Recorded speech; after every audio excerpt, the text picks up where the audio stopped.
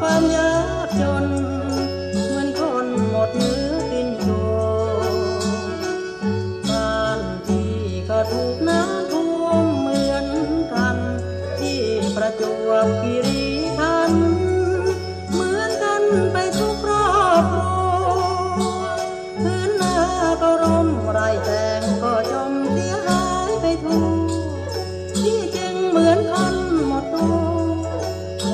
วแล้วนะแก้วตา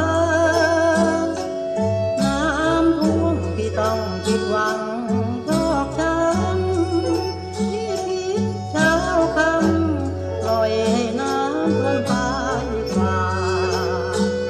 น้องอยู่บ้านนอนช่างไม่ทนถึงพี่สักครา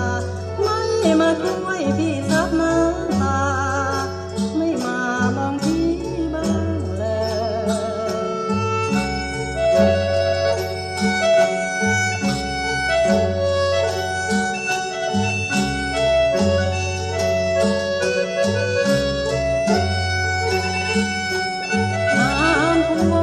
ต้องผิดหวัง